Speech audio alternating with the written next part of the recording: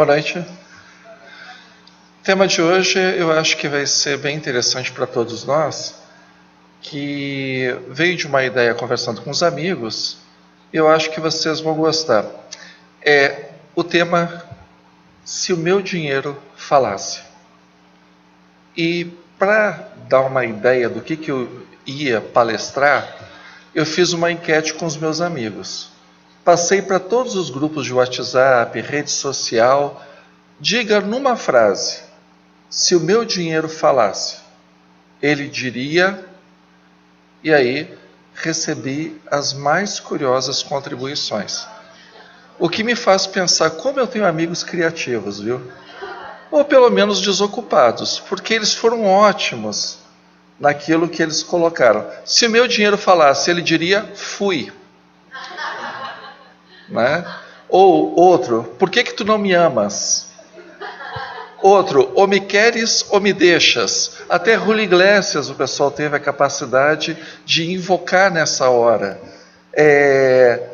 Me põe para cruzar, parece que era hamster o dinheiro da pessoa. Né? Deixa ali para ver se sai alguma coisa. Uma moça, se meu dinheiro falasse,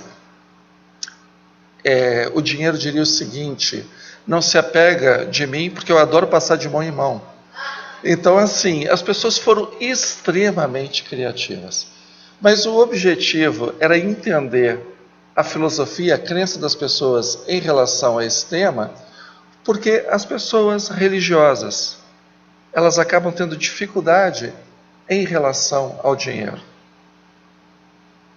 Existe um ponto aí de tensão entre valores espirituais e o pão nosso de cada dia. E é curioso, porque quando a gente estuda com afinco os evangelhos, quando a gente estuda com afinco a doutrina espírita, esse ponto de tensão, ele não existe. O que eu percebo, ele existe no complexo de culpa que as pessoas têm em lidar com o dinheiro. Dinheiro e culpa andam muito próximos um do outro. Não posso garantir que isso seja em todas as culturas, mas particularmente na nossa cultura, talvez porque é uma cultura que tem um passado, né, de 500 anos de catolicismo, e o catolicismo ele preza muito a parte espiritual em detrimento da parte material. Talvez seja por isso, diferente, por exemplo, dos países, e isso economistas com um estudo muito mais aprofundado de vários séculos, de gerações e gerações de economistas, pesquisaram que países de viés protestante acabam sendo países mais ricos do que os países de viés católico, exatamente por uma questão de visão, de cultura. Então eu peguei e falei, deixa eu tentar entender essa nossa relação. Porque, gente, nós vivemos na carne. Nós vivemos no mundo. Nós temos contas para pagar. Nós temos família. Temos boletos, plano de saúde, previdência. A gente tem que pensar em tanta coisa, aplicação financeira. Aí chegam os tributos. Nós não vivemos no mundo regado a éter. Nós não vivemos no mundo fluídico. Nós vivemos aqui. Aqui é o nosso campo de batalha. Aqui que o nosso espírito, enquanto encarnado, ele está aqui para desenvolver o seu potencial. Por isso que a gente encarna. A gente não encarna porque Deus estava de mau humor e resolveu botar todo mundo para pagar boleto encarnado. A ideia de Deus não é essa. A ideia de Deus é, você é uma semente. E você tem um potencial para ser um jatobá, um carvalho. Por que você vai continuar sendo semente? Só que a semente ela só se desenvolve se ela cair no solo. O solo é a nossa vida, é a matéria. Nós vivemos no solo. Primeira coisa que eu gostaria então de fazer uma referência, porque eu dou aula aqui nessa casa, Comunhão Espírita de Brasília, no estudo aprofundado de Espiritismo. É um curso específico dentro dessa cadeira se chama Cristianismo e Espiritismo. Sendo bem específico, História do Cristianismo e do Espiritismo. Nesse curso é muito comum, quando a gente vai dar uma aula sobre a missão de Jesus no mundo, a missão de Jesus é o reino de Deus. E as pessoas automaticamente, na cabeça delas, pegam o Evangelho de Mateus e transformam o reino de Deus no reino dos céus. Pode parecer bobagem, pode parecer preciosismo, mas são conceitos bem diferentes. Os evangelhos, eles não foram escritos quando Jesus estava vivo. Não tinha um taquígrafo pegando as notas de tudo que Jesus falava.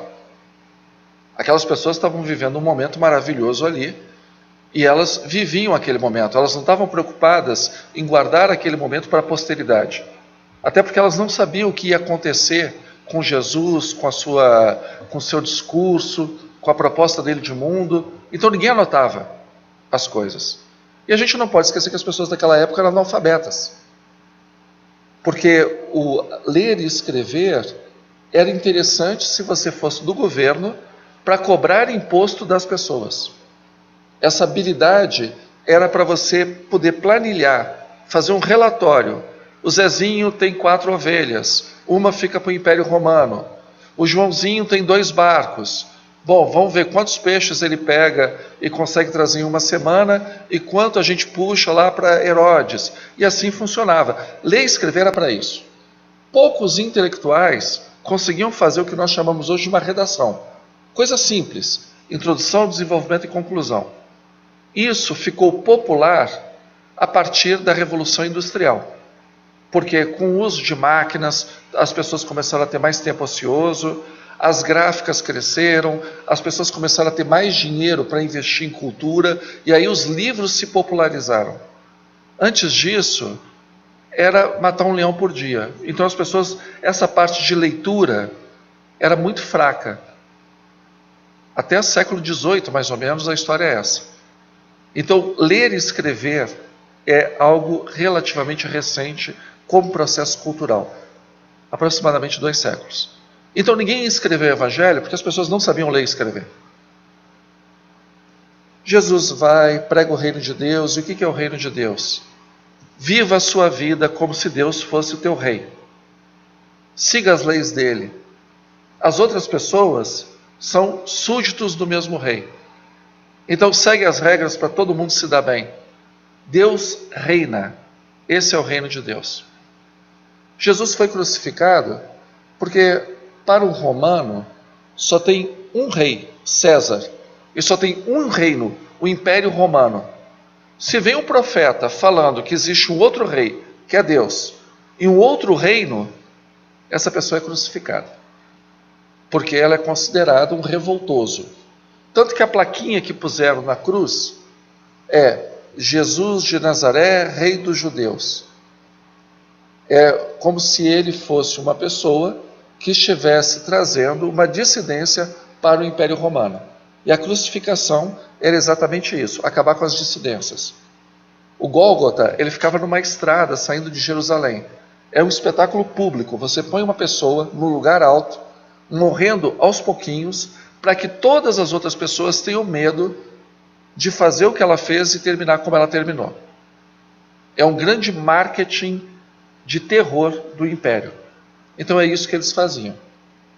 Pois bem, Jesus, ele morre dessa forma porque ele pregava um reino, que o rei não era César. O rei era Deus. Não era nem ele, Jesus, era Deus.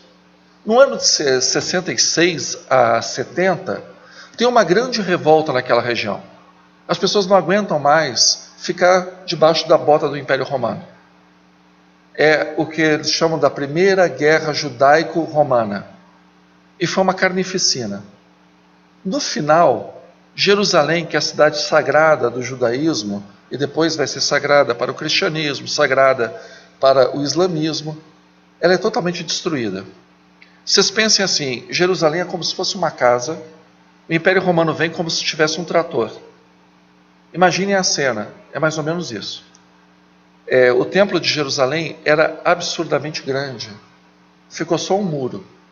As pedras são tamanho de carros. Todas elas quebraram, foram para o chão. Foi algo muito traumático para aquelas pessoas. E era numa época que o cristianismo e o judaísmo, eles estavam disputando para ver qual dessas vertentes representa a verdadeira mensagem de Deus. Os cristãos diziam que a verdadeira mensagem de Deus estava com Jesus. Os rabis diziam que estava na Torá e nos profetas. Vai tendo uma cisão, até que o cristianismo vira uma religião, o judaísmo permanece como estava. Né? Só que aí não mais no templo, mas com os rabinos nas sinagogas. Quando os judeus se revoltam contra o Império Romano, a preocupação dos cristãos era: nós não somos judeus. Porque não é assim, eles não iam só na Palestina e matavam judeus. Onde tivesse judeu no Império Romano, e tinha bastante, o povo judeu era bem espalhado no Império Romano, por outros problemas que aconteceram antes, os próprios cidadãos iam nas sinagogas, prendiam e matavam as pessoas que eram da religião judaica, para dizerem que eles eram fiéis seguidores de César, que eles eram patriotas. Então a preocupação dos cristãos: nós não somos judeus. E a grande preocupação do último evangelho, que é o evangelho que vem depois dessa brigalhada toda, o evangelho de João. No evangelho de João, vocês vão ver um diálogo de Jesus com Pilatos dizendo: meu reino não é deste mundo. Quando os historiadores se debruçam sobre o evangelho de João, o evangelho de João é um evangelho praticamente teológico, ele não tem nada de histórico, porque a preocupação é dizer que Jesus é o Messias, que Jesus já veio, que o cristianismo é a verdadeira religião de Deus, não o judaísmo, e nós cristãos não estamos em briga com o Império Romano. Então o reino não é mais como Jesus pregava. Pensem no Pai Nosso: assim na terra como nos céus. A mensagem é: Deus reina aqui, e Deus reina no céu e na região dos mortos. Ele reina em tudo. Os espíritos estão sob o comando de Deus, os demônios estão sob o comando de Deus, os anjos estão sob o comando de Deus. Todos os governadores, o imperador, os prelados do Império Romano, todos estão sob o comando de Deus. Assim na terra como nos céus, Deus reina sobre tudo. João, preocupado com isso, e quem escreve o Evangelho de João provavelmente não foi o apóstolo João, segundo os historiadores especialistas em crítica textual bíblica, provavelmente alguém da segunda, terceira geração de cristãos, que o Evangelho ele não tem nome. Se vocês olharem o Evangelho, não fala em lugar nenhum ali: eu, João, estava com Jesus, eu, João, escrevi esse livro. Não tem, aliás, nenhum dos evangelhos tem isso. A tradição é que deu nome para esses evangelhos. Nesse evangelho a preocupação é: Império Romano não precisa prender, matar, torturar os cristãos, porque o nosso reino não é aqui. O nosso reino é fora daqui. Meu reino não é deste mundo. No Evangelho de Mateus, a preocupação é outra. É um texto escrito para judeus que acreditam que Jesus é o Messias. Então não são cristãos, são judeus cristãos. E no judaísmo eles preservam muito o nome do Senhor, porque um dos mandamentos é não invocar o nome do Senhor em vão. Então eles nunca falam o nome de Deus. Isso é mais moderno. Quando a gente estuda os patriarcas, Deus comia com os patriarcas, dormia na barraca que os patriarcas cediam, ele andava no deserto com os patriarcas, era um Deus pessoal. Conforme a ideia de Deus vai evoluindo, Deus vai ficando cada vez mais parecido com um rei que fica num trono no céu e os anjos são sua corte. As pessoas entendem Deus como elas entendem o mundo que elas veem. Então os reis habitam palácios, Deus vai habitar palácio. Os reis vão para a guerra, Deus vai para a guerra. Não é Deus que mudou. A visão que as pessoas tinham de Deus é que mudou. Posteriormente, Deus fica completamente alheio à realidade deste mundo.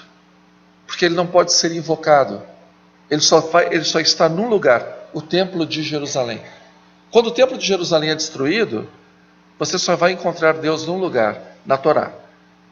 Isso para as pessoas da religião judaica. Para as pessoas da religião cristã, Jesus é o Deus encarnado. Logo, você quer encontrar Deus, encontre com Jesus. Essa é a visão. E hoje, com tudo que a gente sabe, né, da era dos telescópios para cá, o universo é muito maior do que essas pessoas imaginavam. A criação é de bilhões e bilhões e bilhões de galáxias, não é nem de sóis, de estrelas. Cada galáxia dessa são milhões de estrelas. Então é um Deus que não pode estar nem no deserto, nem no templo, e nem se fazer como uma pessoa. Porque o universo é infinito.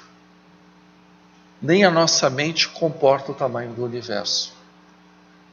Mas, para o público de Mateus, o nome de Deus não pode ser dito. Então ele não fala reino de Deus, ele fala reino dos céus.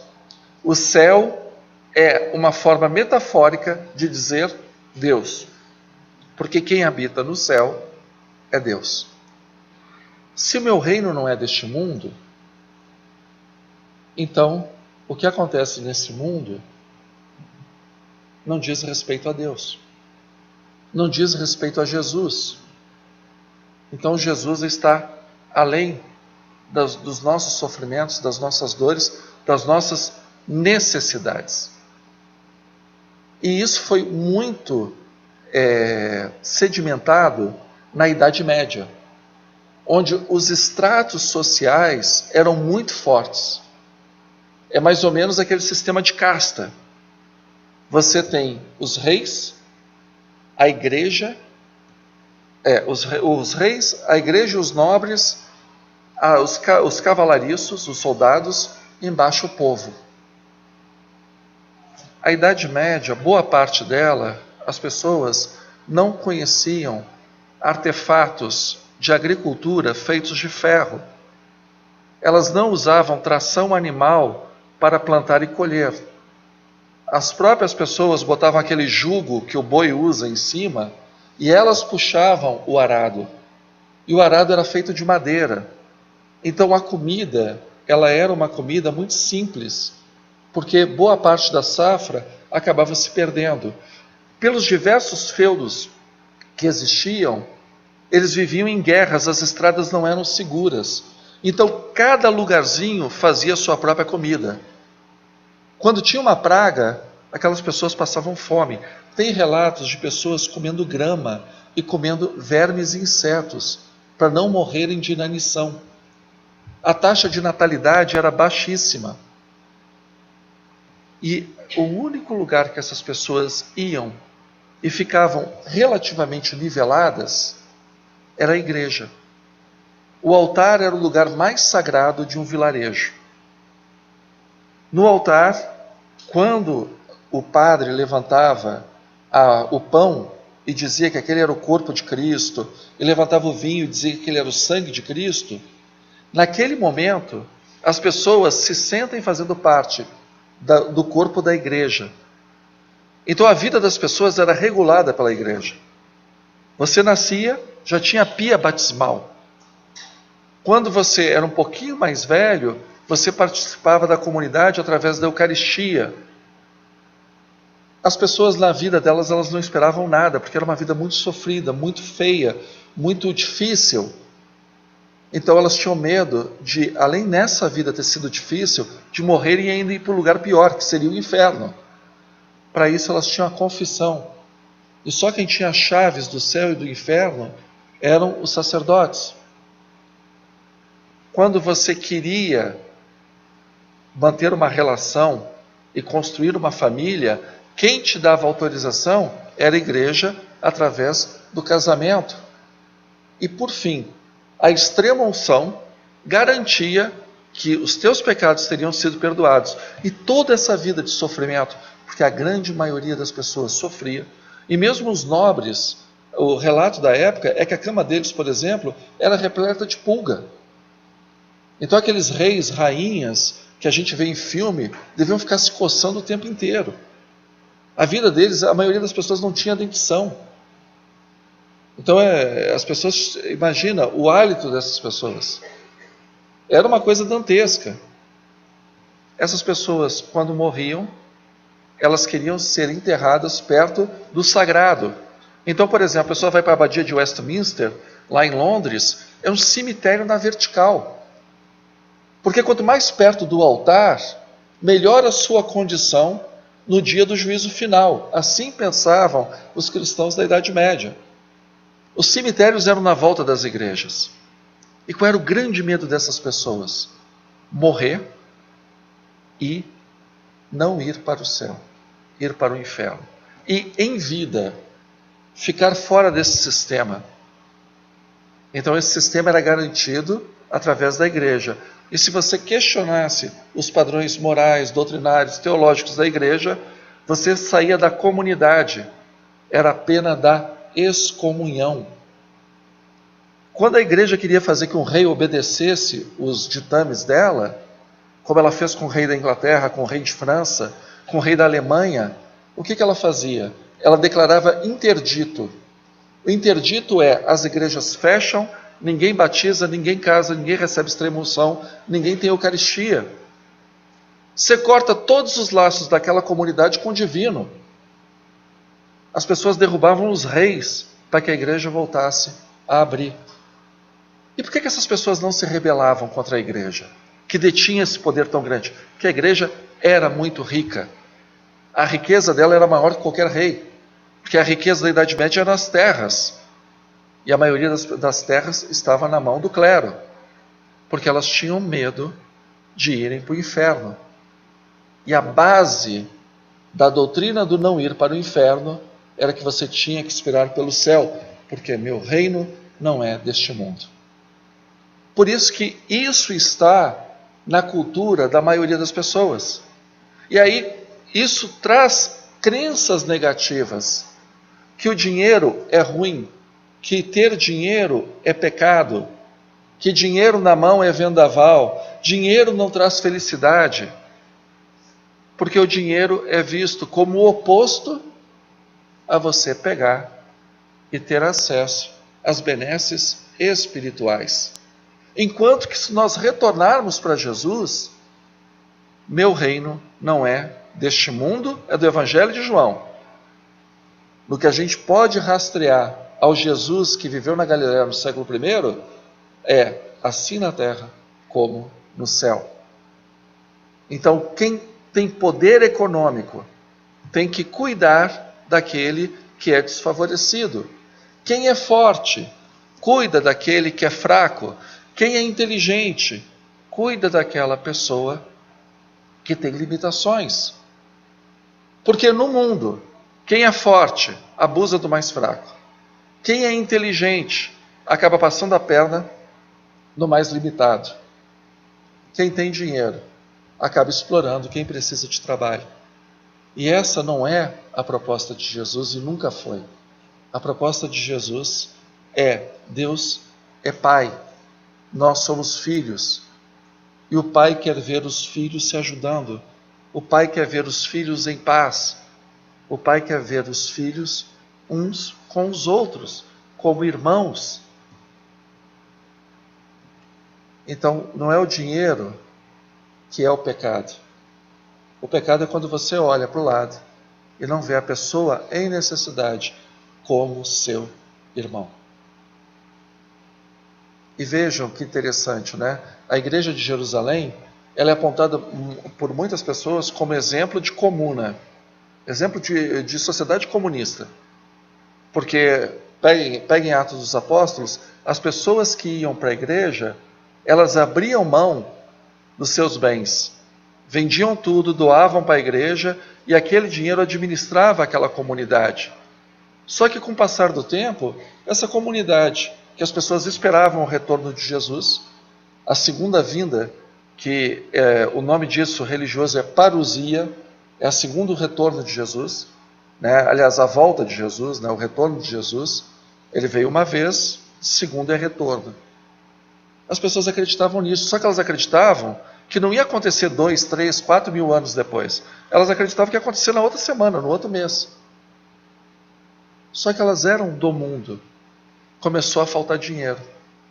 E aí nós vemos nas cartas de Paulo, Paulo pegando dinheiro com as outras comunidades cristãs, fazendo vaquinha com as outras igrejas para sustentar os pobres de Jerusalém. Porque não deu certo. Essas pessoas não eram socialistas na acepção do nosso termo de hoje, porque as pessoas eram voluntárias para dar o seu dinheiro ali.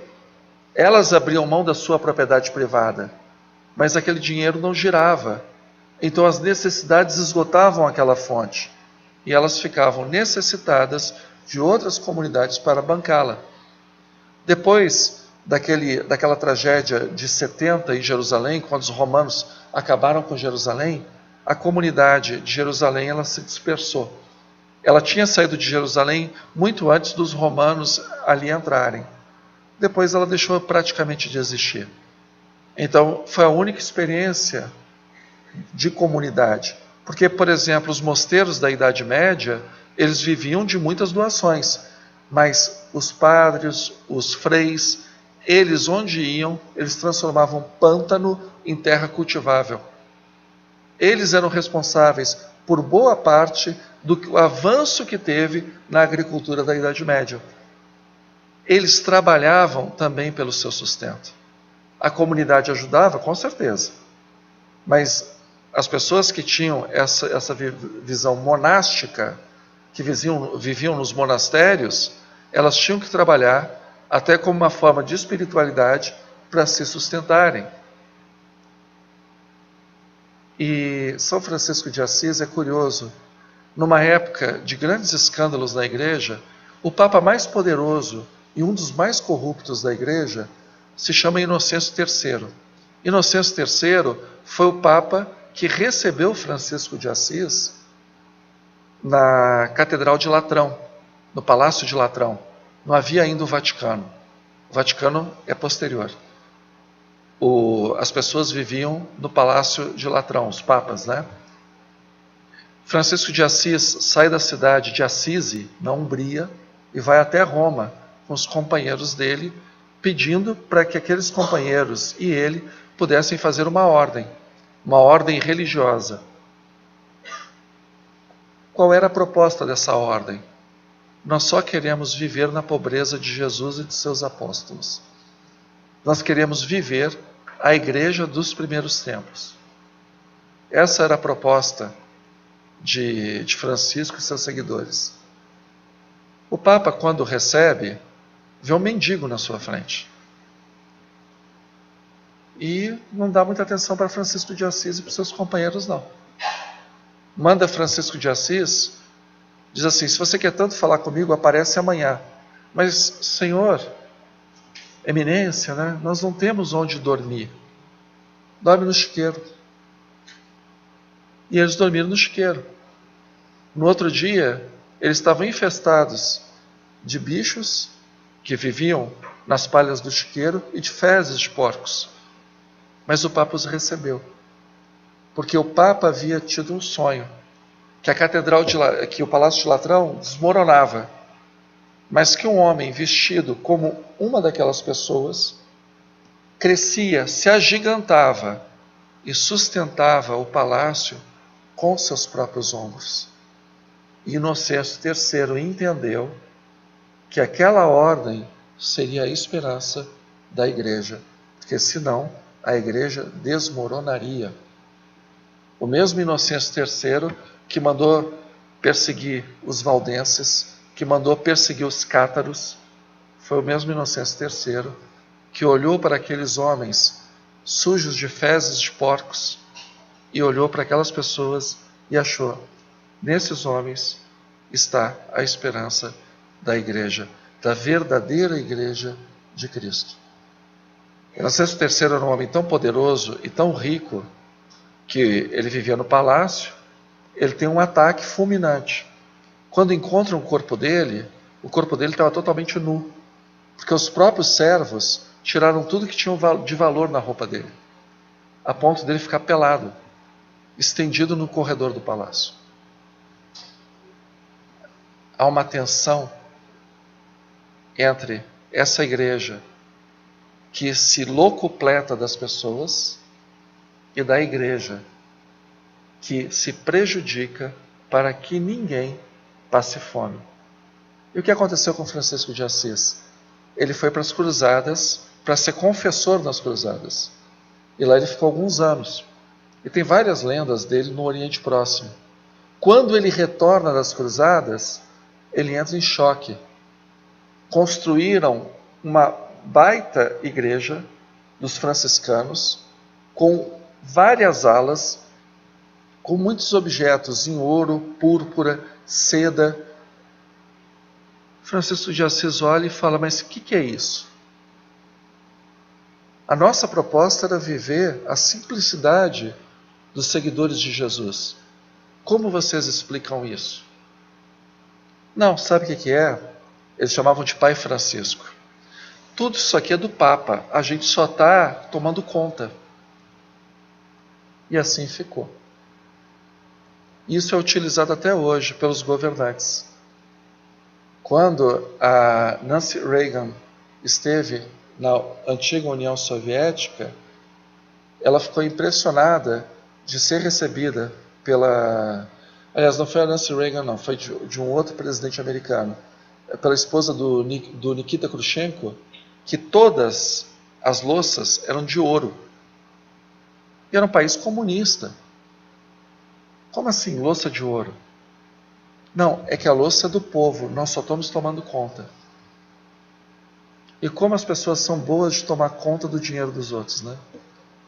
Em benefício próprio. Por conta dessas visões, é que a gente se separou. Então, para nós espíritas, agora vamos falar do nosso quintal. A gente acha que, por exemplo, a pessoa que vem pobre, ela está resgatando alguma coisa. Porque provavelmente ela foi um mau rico no passado. Pode ser que sim, mas pode ser que não. A reencarnação ela é uma bênção quando você analisa a justiça divina com o olhar da misericórdia. Mas a reencarnação pode ser muito cruel se você analisa a justiça divina pelo olhar da vingança. Certa vez, com um grupo de amigos, eu ainda era adolescente, nós fomos numa comunidade bem carente aqui no entorno de Brasília. A ideia era fazer o evangelho e distribuir mantimentos para aquelas pessoas. Porque se você fosse só distribuir os mantimentos, ninguém ficava para a parte espiritual. Então, ninguém ia querer ouvir os comentários do evangelho, e é importante, porque muitas dessas pessoas, por exemplo, o pai está cumprindo pena na Papuda, a penitenciária aqui de Brasília. Os filhos são de vários pais. Muitos não sabem nem, a mulher não sabe nem de quem engravidou. São pedintes, são trombadinhas. Então, aquela hora do evangelho é a hora que essas pessoas têm uma réstia de luz para tentar enxergar o mundo por um outro olhar. Então a gente fazia o evangelho, aplicava o passe naquelas pessoas e depois distribuía os mantimentos. E aí numa das casas coube o evangelho para uma companheira nossa ali que estava distribuindo. E ela começa o evangelho falando exatamente do capítulo: não podeis servir a Deus e a Mamon. Mamon era o deus da riqueza na antiguidade. E as pessoas faziam vários sacrifícios para esse deus da riqueza quando a coisa apertava. E com isso elas esqueciam do Deus de Israel. Aí ela estava comentando, e num determinado ponto ela disse assim: porque a gente não pode ser apegado à riqueza, porque a riqueza mal administrada, depois a gente vem pobre, que nem vocês. Eu, por exemplo, eu sou de classe média, que provavelmente eu não devo ter cometido tanto erro. Não é uma visão espírita, gente. Não é uma visão espírita. É uma visão terrível, mas não tem nada de espiritismo nessa parada, não. Então, assim, ninguém vem rico porque evoluiu mais do que o outro que está pobre. Muitas vezes o espírito pede para vir numa situação de riqueza exatamente para ele pegar e ser testado. É um planeta de provas e expiações. A pessoa, com a riqueza, ela é testada em todos os seus vícios. Porque fica tudo muito fácil. Quem é que chama a atenção de rico? Rico, quando faz besteira, o pessoal ainda elogia. Então, você vai ser citado em todos os seus defeitos quando você tem muita riqueza. Veja que eu não estou falando de riqueza que você conquistou. Eu estou falando de riqueza que você nasce num ambiente que te permite isso. A pobreza, ela, por outro lado, ela excita todas as tuas revoltas, todas as tuas invejas, os teus ciúmes, a tua baixa autoestima, passa pela falta de dinheiro. Então são testes e nenhum dos dois é fácil. Eu acho a riqueza pior. Até porque eu aprendi isso com os espíritos das trevas. Eles ensinam também que quando eles querem pegar uma pessoa que está no caminho da evangelização, eles não põem problema para a pessoa. Você começa a ser uma pessoa boa, a dominar os teus vícios, a dominar as tuas dificuldades morais, quer ser um ser humano melhor, começa a dar atenção para o teu próximo, tem sucesso, as pessoas começam a te procurar para conversar com você, ouvir uma palavra moralizante. Os espíritos das trevas não vão quebrar as tuas pernas, não vão fazer você bater com o carro. Eles vão fazer você ficar rico, para ver se você esquece o caminho do bem. Você se distrai. Sabe criança? Que criança começa a chorar, e você fala, ó gatinho. Aí a criança para de chorar porque olha para o gato. É a mesma coisa, você quer ser evangelizado. Ó Louis Vuitton, hein? Peraí, deixa eu fazer agora para os homens, né? Quer ser evangelizado. Olha o Porsche. Funciona, gente. Desvia. Mas o que os espíritos nos dizem? Que cabe à pessoa desenvolver os seus potenciais. O espiritismo não é uma crença revolucionária. O espiritismo, como diz Leon Denis, é uma crença evolucionária. E você evolui das dificuldades desenvolvendo talentos, das dificuldades desenvolvendo os seus potenciais. Porque aquilo que não é testado atrofia. É com situações de dificuldade que você vai pegar e desenvolver a sua inteligência. Tem um caso que eu estava vendo, uma pessoa que fala sobre gestão financeira dando palestra, que a pessoa diz que é verdade, que não é uma metáfora, aconteceu, que chamou um morador de rua para sua palestra e perguntou, você tem formação? Tenho. Qual é a sua formação? Eu sou formado em economia. E por que você está morando na rua? Bom, porque eu fiz um mau investimento, a minha empresa faliu, eu não consegui me realocar no mercado e agora eu estou morando na rua.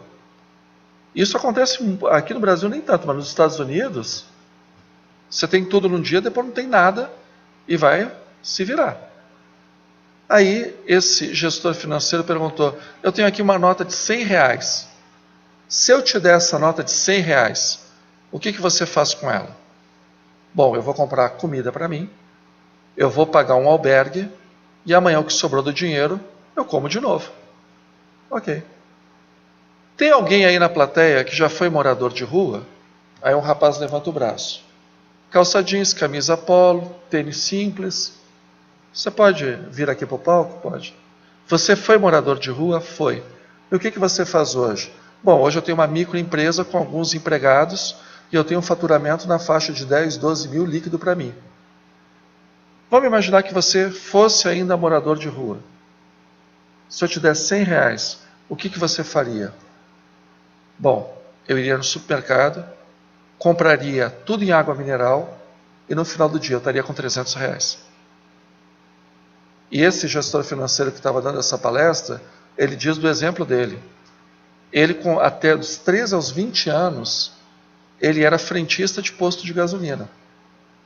E quando jovem, a função dele era trabalhar na borracharia, calibrando pneu de carro. E que o senhor que o ensinou, trabalhava lá há mais tempo. Aos 21 anos, ele já tinha R$1 milhão. Aos 30, ele tinha uma dívida de 10 milhões. Aos 35, ele estava rico de novo. Sempre girando dinheiro. E um dia ele foi abastecer o carro, estava o mesmo senhor que o ensinou, ainda trabalhando na borracharia. Então não é questão de oportunidade. Não é questão só de, eu não tive as condições. A questão é o que você faz das condições que você tem. A vida é justa, mas não da forma que nós entendemos. Porque existe uma misericórdia divina que olha para nós e quer o nosso melhor.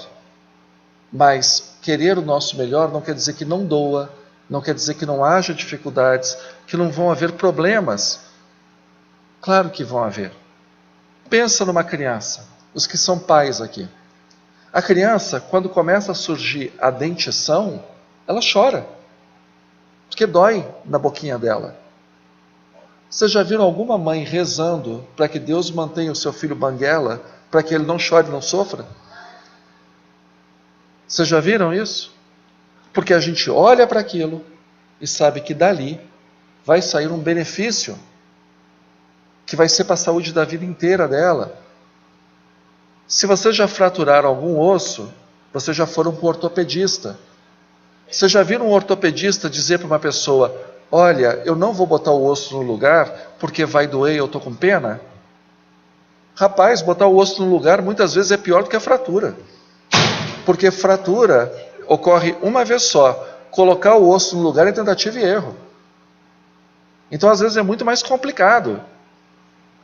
E alguém vai pedir para o ortopedista não fazer o seu serviço porque dói? No lugar da fratura, vai se desenvolver uma coisa chamada calo ósseo. O calo ósseo, ele é bem mais resistente do osso que veio antes, do osso que veio depois. Se você tiver uma outra queda e for ter uma outra fratura, você fratura um pouquinho mais para a esquerda, um pouquinho mais para a direita, mas você não vai fraturar no calo ósseo. Porque ali vai ser o lugar mais resistente do teu corpo. Quando nós nos fraturamos, seja porque perdemos o emprego, seja porque a empresa que nós somos donos teve um problema de crédito e faliu, porque o nosso casamento não deu certo, porque estamos com problema de saúde, às vezes a gente está com depressão, não é porque Deus não está vendo, é porque Ele confia que você é capaz de transformar aquela fratura, na parte mais resistente da tua alma. Por isso que aqui é um planeta de provas e expiações. Muita coisa que a gente passa não tem nada a ver com vidas passadas. Tem a ver com os potenciais que nós temos que desenvolver nessa vida. Nós somos espíritos imortais. Nós não vamos ser espíritos imortais depois que nós desencarnarmos. Nós já somos espíritos imortais. Desenvolver os potenciais não pode ser uma ideia que eu vou fazer depois que eu morrer. Quando eu for para o nosso lar eu vou aprender piano, vou aprender idioma, vou aprender tricô, finalmente vou aprender a mexer na internet, no controle remoto. Não é depois que você morre. Porque você já é espírito imortal. Muitas coisas você tem que resolver aqui e agora. Não espera desencarnar para desenvolver nada. É aqui e agora. Então os potenciais que nós temos, eles se revelam no uso que nós fazemos das coisas da nossa vida. Não adianta nós pensarmos, imaginarmos, querermos. A vida é o que você vive. A vida não é o que você deseja, a vida não é o que você pensa, a vida não é o que você sonha, a vida é o que você vive. Se o seu sonho vai para um lado e a sua vida vai para outro, é porque você está fazendo a coisa errada. Nós temos que ser plenos, porque Deus é pleno. Mas Deus é dono de tudo, Deus é criador de tudo. E você não olha num único cartório em todo o mundo que alguma coisa esteja registrada no nome dele. Ele provê tudo sem se apegar a nada. Deus, ele cria do nada. Do vácuo, ele tira o universo. E nada é propriedade de Deus. Porque tudo ele pega e oferece para as suas criaturas. Essa é a beleza do divino. Ele compartilha a sua perfeição. Ou ele não seria Deus. Se nós não compartilharmos aquilo que nós somos, exatamente quem nós somos. Eu sou uma ótima pessoa, o mundo sabe disso? Eu vejo pessoas que falam assim, eu não dou esmola, porque eu acho que a pessoa, você não pode dar o peixe, você tem que ensinar a pescar. Tranquilo, você ensina a pescar? Você dá oportunidade de emprego? Ou pelo menos uma sugestão do que a pessoa poderia fazer?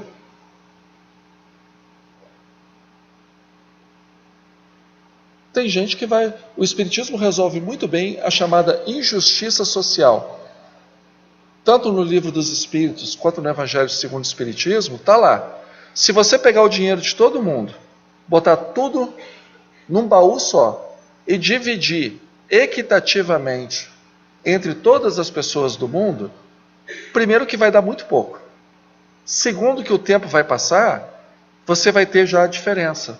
Porque nem todos sabem guardar, nem todos sabem investir, nem todos sabem multiplicar aquilo que recebem. É a parábola dos talentos. Tem gente que se enterra com o negócio e não progride.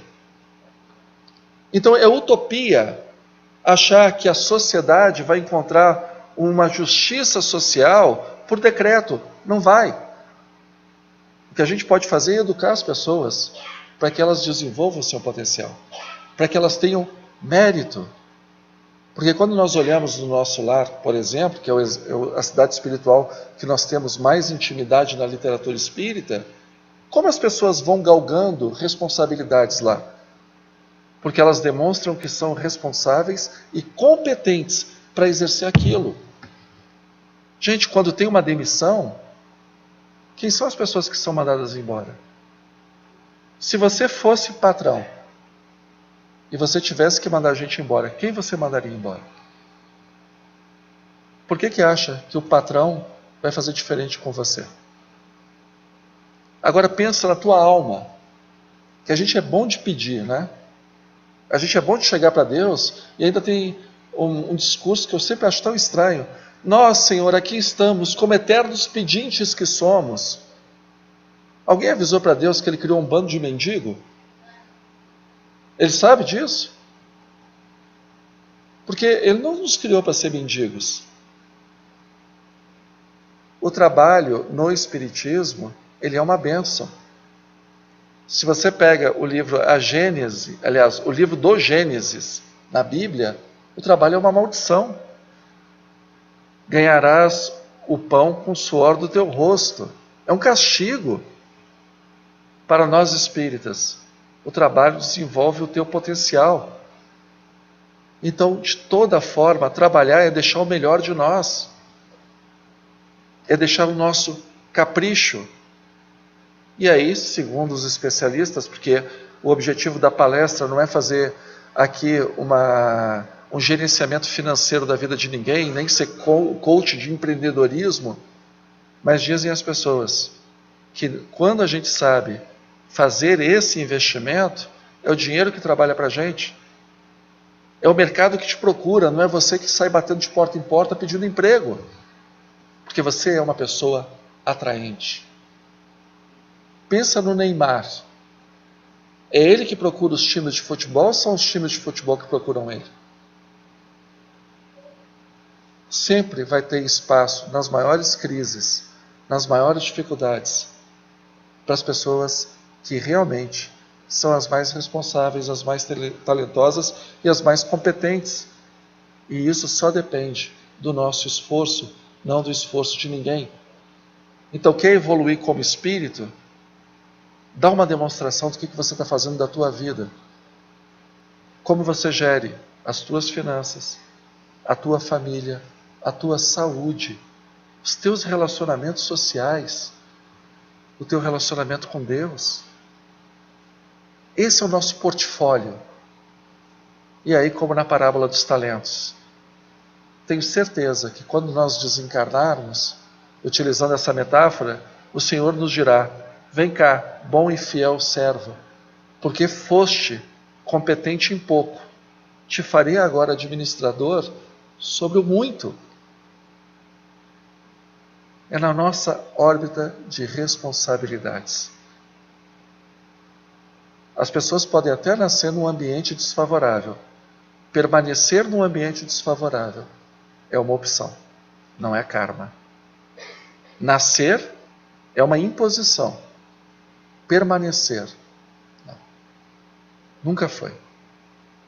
A gente já não vive mais na Idade Média.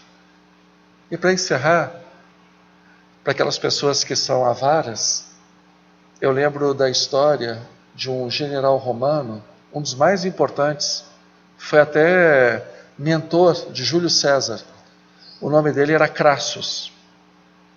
Ele resolveu enfrentar um povo belicoso que ficava a leste de Roma, chamados Partos.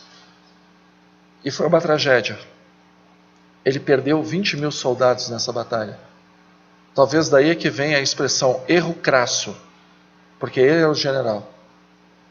E quando o prenderam, perguntaram para ele: o que você veio fazer no nosso país? Ele vinha à procura de riqueza.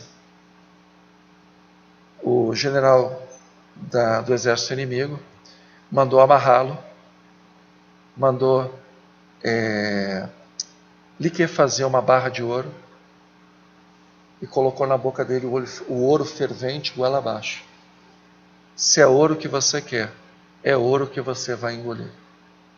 Isso não é metáfora, isso aconteceu de verdade. E aí me lembra André Luiz, num dos seus livros, que ele está no umbral fazendo uma atividade, e ele encontra com seu avô e vê vários espíritos como seu avô pegando lama no umbral e botando no bolso, passando no corpo. Aí ele entra na sintonia mental daqueles espíritos. Eles pegavam aquelas lamas, aqueles dejetos, achando que era ouro, achando que era coisa preciosa, porque levaram esse tipo de desequilíbrio como espíritos para depois do túmulo, gente. E aí no Evangelho segundo o Espiritismo, onde é que está a verdadeira riqueza? A verdadeira riqueza é aquilo que você pode levar. Na Grécia Antiga, as cidades-estados viviam em guerra. Tinha muita invasão. E numa das invasões, numa determinada cidade-estado, tinha um filósofo chamado Silas.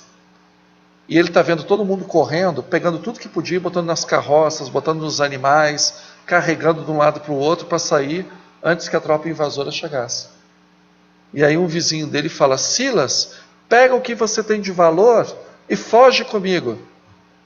Aí o filósofo fica de pé, com um cajado e com um par de sandálias, e diz assim: então nós já podemos ir embora. Porque o que ele tinha de valor estava ali dentro. Pensem, como tarefa para hoje à noite, sexta-feira, né? Saiam daqui e pensem, se de meu dinheiro falasse, ele diria o que para mim? E talvez a melhor resposta seja: Senhor, o que queres que eu faça? Uma boa noite para todos, um bom final de semana, fiquem com Deus e valorizem realmente o que pode ser valorizado, aquilo que a gente leva daqui. Boa noite.